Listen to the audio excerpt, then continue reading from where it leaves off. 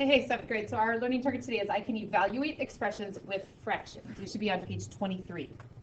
Everybody's on page 23.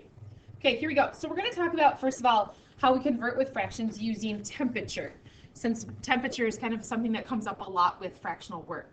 So what is Fahrenheit? Well, Fahrenheit is a temperature that is used in the United States. It's named after somebody that discovered it. The temperature scale in the United States measures from 32 degrees to 212 degrees. So 32 degrees is the freezing point, 212 degrees is the boiling point measured in the measurement that we use in the United States. So Fahrenheit used in the United States, temperature measured from 32 degrees freezing point to 212 degrees, the boiling point. Okay, so how would we convert from Celsius to Fahrenheit? So if you were given a temperature that you were supposed to bake something at, you found something online, you're supposed to be baking something, and it gives you the temperature in Celsius, so something from another country, and you need to convert to Fahrenheit. What would be the equivalent Fahrenheit temperature for that thing that you were baking? So let's say we were going to go down to example 1. Well, first of all, here's the formula for that. The formula is to take the Celsius temperature, multiply it by the fraction 9/5, and then add 32. That will give you the Fahrenheit temperature. So we're going to do this all with our calculator. We just came off of learning how to do stuff with calculators. We're going to do that in this lesson today. So we're going to go ahead and rewrite that formula down here. Go ahead and rewrite it one time, please. I'm going to have you leave a blank for the Celsius temperature. We're going to multiply by the fraction 9/5. Everybody should be writing. Just go ahead and leave a blank or a box for the Celsius temperature. After we do that order of operations in parentheses first, we will add 32, and that's going to give us our output, the Fahrenheit temperature in degrees. Okay, great. Here we go. So it's saying, what about a 26 degrees Celsius? So maybe a day, July day in Minnesota. 26 degrees Celsius in another country is the same as what number do we use in the United States? So I'd like you to grab your calculator. Everybody pick up your calculator. And you're going to go ahead and input this information. So you're going to go ahead and hit parenthesis 26. Everybody should be doing this. Grab your calculator, parenthesis 26. And then you're going to hit times. And then you're going to go 9 divide by 5. Okay, everybody should do that. So parenthesis 26 times 9 divided by 5, parenthesis. Okay, and that should give you 46.8. And then we're going to add 32 to that. So 46.8 plus 32 gives us 78.8 degrees Fahrenheit. 78.8 degrees Fahrenheit. So that's our conversion using fractions of going from a Celsius temperature to a temperature in Fahrenheit. Still feels the same. It feels the same no matter where we are. It just has a different number value because it has a different scale it's based on. Okay, guys. Let's go to the next question then. In example 2, we are going to convert negative 10 degrees Celsius to Fahrenheit. So we're going to use that same formula. We're going to rewrite that formula again. So we're going to substitute in for Celsius. We're going to multiply by 9/5. And we're going to add 32. That's going to give us the equivalent Fahrenheit temperature. It's going to feel the same no matter where we are. It just has a different number because it has a different scale. So the Celsius temperature we're supposed to be inputting this time is negative 10. We're going to input that in the C spot. Everybody should be writing. So we're going to go ahead and substitute the negative 10 in for C. So we're going to put negative 10 here, and then it becomes calculator work there. So I'm going to type in the parenthesis negative 10 times 9 divided by 5 parenthesis. And then I'm going to go ahead and just put plus 32 right away this time. Plus 32 gives me 14 degrees. So we're talking it will feel like 14 degree day here is the equivalent of a negative 10 degree there.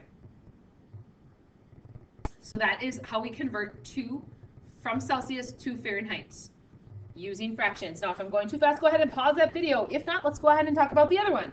What is Celsius? Well, Celsius is based on the metric system. It's used in other countries.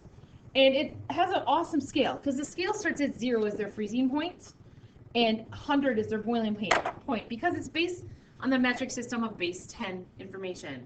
So easy to remember. 0 is the lowest freezing point, 100's the boiling point.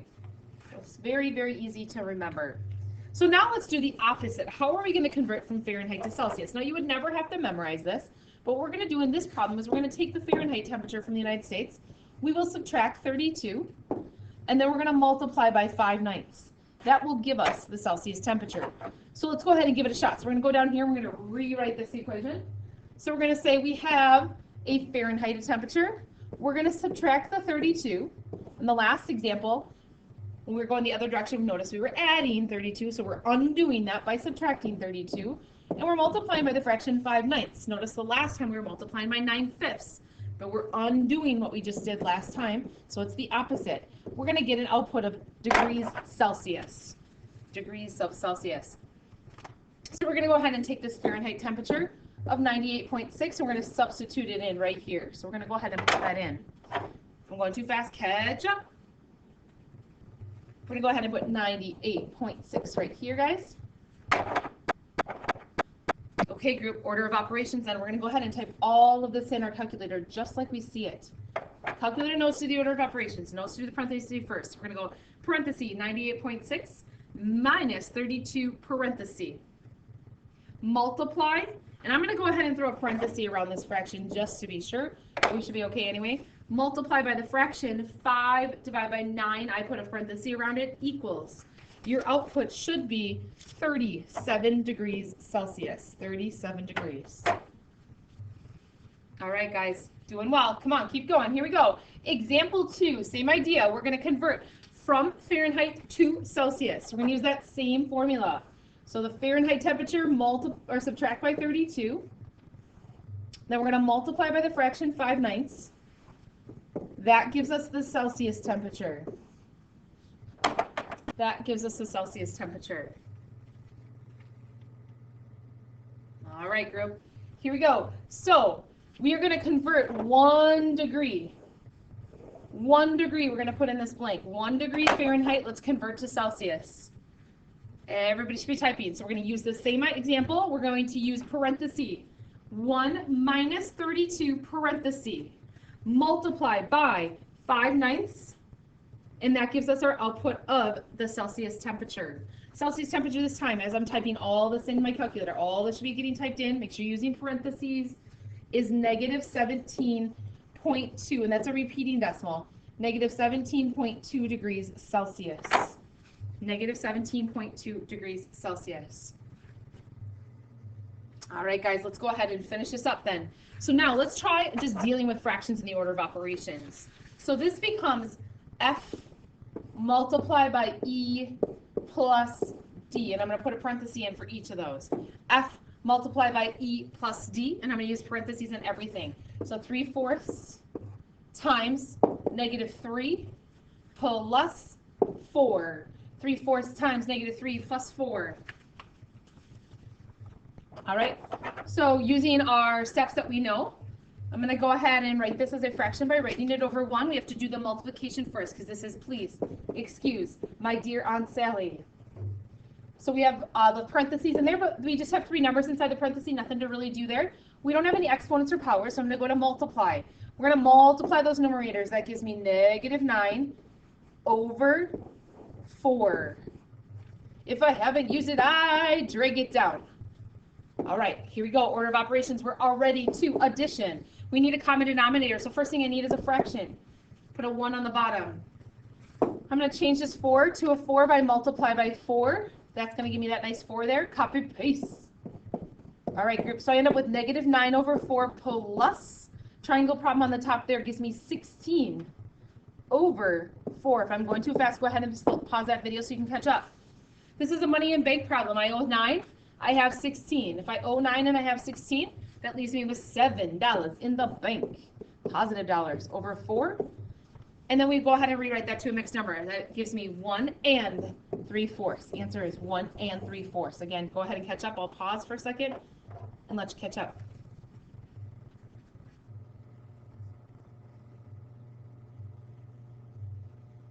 Okay, group.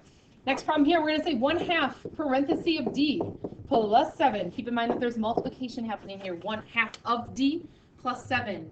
We're going to go ahead and put the D value in. That's a 4. So we have 1/2 of D. 1/2 of 4. 1/2 of 4 gives us 2 plus 7. Answer should be 9. Just that simple. 1/2 of 4 is 2 plus 7 gives us 9. 1/2 of 4 is 2. Okay, group, last example for the day, and then we'll kick in that summary. We have D times F plus F cubed. D times F plus F cubed. All right, group, here we go. D times F, we have 4 times -3 plus F cubed. We're going to go ahead and take that F, that fraction, and dump it in. Order of operations says we have to do the parentheses first. We do have 3 parentheses. They all just have one number inside. So we're going to go ahead and do those. Except there's nothing to do, actually. So we're going to move on to exponents or powers. We have 3 of these. So that's saying, I think I'm going to show my work up here just because of space. 3/4 times 3/4 times 3/4. I have 3 of this parenthesis here. I'm going to do that first. That gives me 3 times 3 times 3 in the numerator. 3 times 3 times 3 is 27 in the numerator. And in the denominator, I have 4 times 4 times 4, which gives me 64. That parenthesis with the 3/4 in it, because there's an exponent there, it has to be taken care of first. And now because the order of operations, I'm actually going to go ahead and do that next step. So I've already taken care of that. If I haven't used it, drag it down, that's done. And then this is multiplication here, which is -12. I'm going to have to find a common denominator.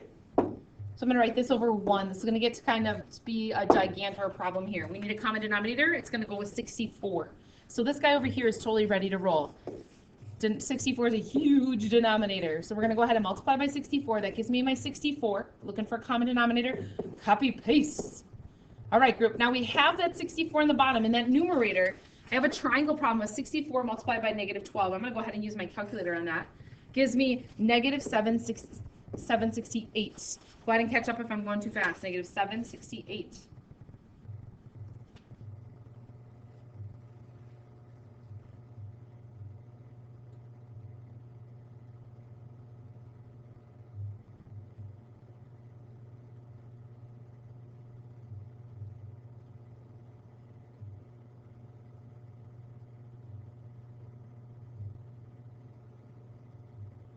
Whoops, I need to go back here, guys. I made a mistake.